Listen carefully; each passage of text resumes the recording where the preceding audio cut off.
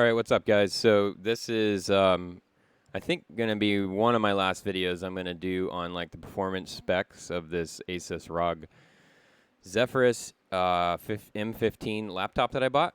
Sorry, that name is just so ridiculously long. It takes me like, way too long to think about what it is and then say it. Anyhow, so basically what I did today was I went and ran benchmark tests on 4 different benchmark tools. UserBenchMark.com. I found one called NovaBench. I don't know if I've heard of that one in the past, but I also used PassMark. And then I also used 3DMARK. I think those are all of them. NovaBench.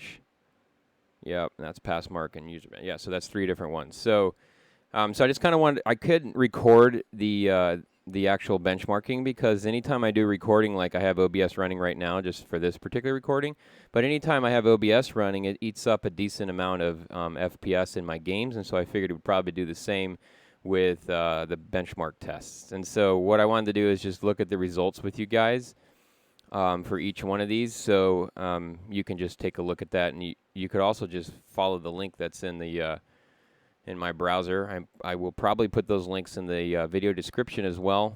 That way you can drill into them if you want to.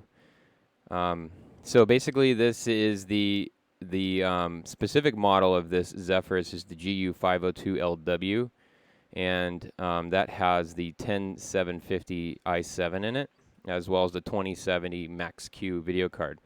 So the first one we want to look at is the user benchmark, and it comes up decent, right? I'm getting some good stats here at the top, I think.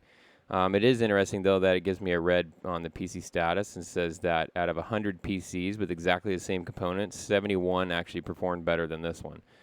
So what I don't know, though, is are they taking in consideration that it's a laptop? I think they are, because they say exact components. So it would be the exact CPU model and the exact video card and then maybe the exact hard drive.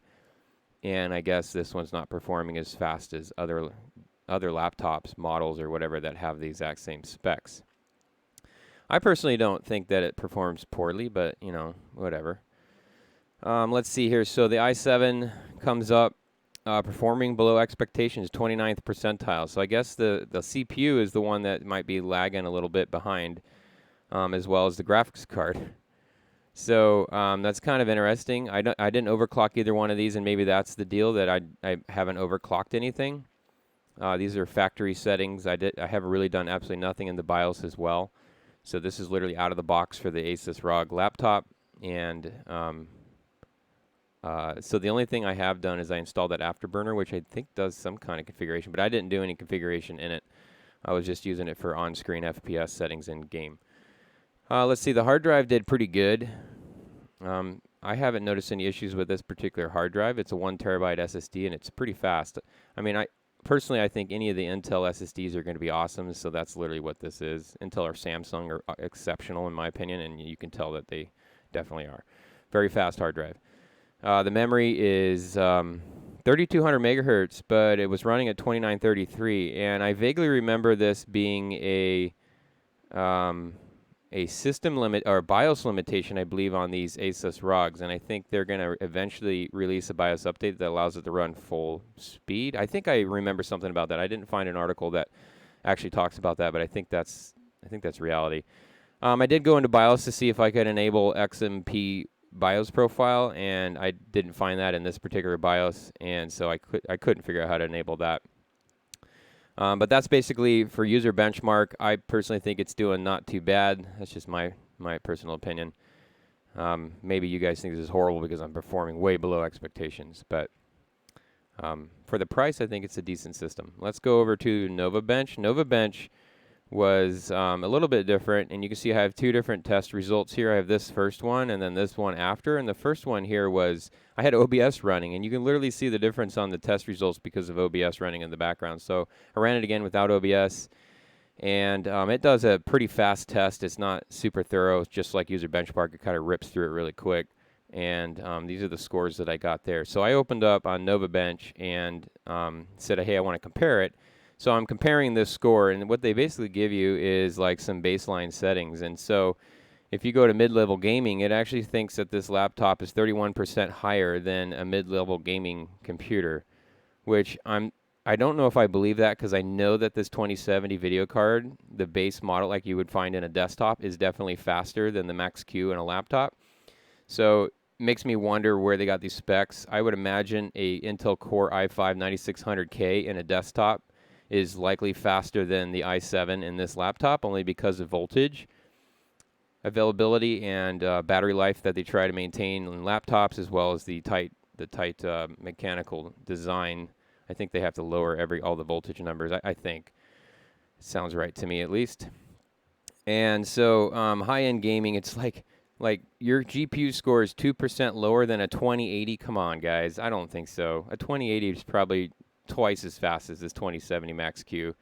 That's just my guess. I mean, we could probably go to like UserBenchMark, and we'll go to GPU really quick, and we'll do a compare, and we'll compare the 2070 mobile Max-Q to the 2080 desktop, and you can see it's 55% faster according to UserBenchMark. So I don't think that oops, wrong page. Where was I? One of these pages is what I'm looking for. I don't think that the GPU score is 2% lower than that. Regardless, this is the NovaBench score if you want to compare it to anything you've got. Let's move forward to the PassMark. So PassMark software actually ran what I thought was a fairly thorough exam, or test rather, and that's this one. So the app here kind of is cool looking. It shows you basically where it fits on all the other systems they've tested.